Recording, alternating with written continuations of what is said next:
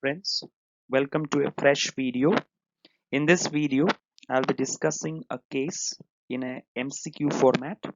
All the points relevant to the case will be discussed. So without further ado, let's start with. So we have a 53-year-old man who has a history of hypertension. Is admitted to the hospital for surgical repair of a descending aortic dissection.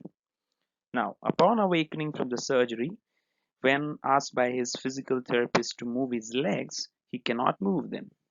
Now, on examination, there is the power is 0 by 5, right? And there is absent reflexes. He also has got a sensory loss. So first point is that there is a motor paralysis. Second point, there is sensory loss. But the sensory loss is unique in that it is affecting only the pinprick and the temperature sensation. That means pain, temperature, sensation below the mid abdomen.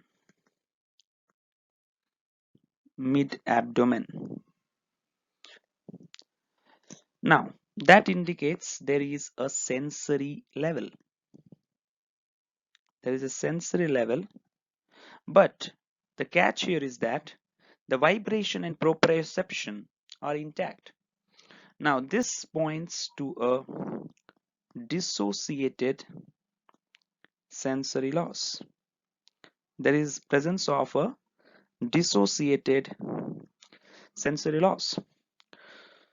Now, keeping in mind these points, what are the positive findings here? There is sudden onset paraplegia, right? Second point here is that sensory level is there, which localizes it to the spinal cord, right? Therefore, these points, this point is ruled out. It's not AIDP because you don't get sensory level in AIDP. Secondly, it's not diabetic radiculoplexiopathy because here this paraplegia is symmetric, because he says that both the lower extremities are affected, right? And usually it also presents with atrophy. The diabetic radiculoplexiopathy presents with atrophy and has got a history of long-standing diabetes. It is not conversion disorder because there's no demonstration of Hoover sign. There's no mention of this in the question, and we are left with these 2 points. Okay, whenever we get a case of sudden onset paraplegia, we need to think of a vascular cause or a demyelinating cause. Now, this patient is having a history of surgical repair of aortic dissection, which kind of predisposes him to a vascular cause. So what is the vascular cause in the spinal cord which causes dissociated sensory loss and has got affection of the pain and temperature, that is the anterior the things which are anterior, that is this lateral spinothalamic tract being affected, but sparing of the posterior columns. So this localizes it to the anterior spinal artery infarct. So the right answer here is anterior spinal artery infarct. It's not transverse myelitis. Because this history of aortic dissection surgery goes more in favor of anterior spinal artery infarction. Let's discuss more about this disease. Which affects the central cord will affect the bladder bowel sensation. So that's what in this case. And initially there will be a flaccid paralysis because of the presence of the spinal shock, right? But over time, a patient will develop this spasticity and hyperreflexia as would be expected. But sometimes the recovery of the spinal shock is usually delayed, which is in UTI or bed sores. So the delay from a spinal shock should prompt you to search for UTIs or spinal or the bed source in these patients. Now, a few more points. That is, the cord is supplied by three arteries. That is, one anterior spinal and one ASA and two PSAs that everybody knows about this. There are radicular arteries which reinforce these arteries, that largest one being this T11 to L2, that is known as artery of Adam-Kivis, that everybody knows. And as you know, Adam-Kivis, right? Hypotension, and if there is presence of hypotension or there is cross clamping of the aorta during any aortic surgery, the usual point where the spinal artery infarction will occur is in this T3 and T4 spinal segments, right? And what are the symptoms? You may sometimes get a sharp pain, that is a midline pain, maybe due to affection of the spinothalamic tract, and sudden onset pain, and it is progressive, as you know, because it's a vascular cause. And this progression of the symptoms, rapid progression of the symptoms, we'll be discussing later. That is very, very important in management of especially embolic spinal artery infarctions. And dissociated sensory loss will be there, because only the anterior spinothalamic, that's the lateral spinothalamic and anterior spinothalamic tract, are affected, whereas the posterior column sensation is preserved. So what are the causes here? Atherosclerosis, aortic aneurysms, vertebral artery dissections, because that will affect the spinal arteries, and any aortic surgery. Surface myelopathy is a very special condition where there is hyperextension of the neck, hyperextension of the neck, leading to compromise of the vascular supply of the cord, and usually in surfers who put their neck in a extended position. That's uh, surfers who undergo this hyperextension of the neck. There is a compromise of the vascular supply of the cord due to hyperextension, and that causes a myelopathy, which is otherwise known as surface myelopathy.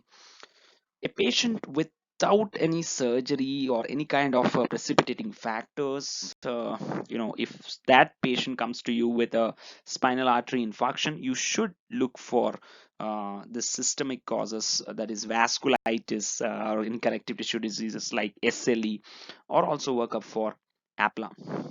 And any history of trauma should give an idea that maybe it may be a case of nucleus pulposus embolism. And the diagnosis has to be MRI. But the catch here is that in the first 24 hours, just like we have a CT in a patient of acute ischemic stroke may have a CT to be normal in the first 48 hours, here in spinal artery infarctions, in the first 24 hours, MRI can be normal. That has to be kept in mind. So don't dismiss that, okay, it's an anterospinal artery infarction, MRI is normal. No, it can't be. No, it can be, because in the first 24 hours, the MRI can be normal. So how do we treat? That's a big question now. Embolic infarction. Will you go for anticoagulation? See, the guideline says that if there is no progressive progression of the symptoms, there's no requirement of the anticoagulation in patients with embolic infarctions, right? But if the patient has got a concomitant TIA or a progressive course, that's why I was stressing about the progressive course of the patient. So if it is a progressive course, definitely I will go for anticoagulation. APLA, definitely yes, I will go for anticoagulation. Yes, these are actually controversial, whether you should maintain the mean arterial pressure greater than 90 or you should go for repeated lumbar puncture. That's not completely proved, but yes, they increase perfusion of the spinal cord. Okay, so they increase the perfusion of the spinal cord, because of which they are used as experimental treatments. And the prognosis obviously depends on the severity of the motor weakness and the areflexia. So areflexia has got a more poorer prognosis. Okay, so our patient has got areflexia, has got a flaccid paralysis, has got a severe motor weakness, definitely has got a poorer prognosis in patients who have got some retention of their motor function or some retention of their reflexes. Okay, we have already ruled out these cases, that is AIDP, because it doesn't cause dissociated sensory loss, and also sensory level is not a component of an AIDP. Then we have also discussed about radiculoplexopathy, where it occurs in patients with uncontrolled diabetes, and there is atrophy of one leg, usually it is asymmetric, right? Transverse myelitis, very similar, but I have already told that dissection, aortic dissection, goes more in favor of anterior spinal artery infarction. And conversion disorders, you look for this Hoover sign, which I'll be demonstrating here. This is basically the Hoover sign, which is used to distinguish hysterical weakness from true weakness. So suppose this patient has got a weakness of his left leg. This patient can't lift his left leg. When he attempts to lift this left leg, he concomitantly exerts a downward pressure on the right leg, which can be felt by putting your hand under the tendo Achilles of this patient. Okay, so basically, you ask the patient to lift the contralateral, I mean the weak leg, and you uh, check for the pressure on the opposite leg. So if the patient has got good effort, definitely you can feel increased downward pressure on the opposite leg. So this is basically the Hoover sign. So thank you very much for your patient listening. I hope you like this video, and I'll be coming up with another case, beautiful case, in my next video. Thank you all.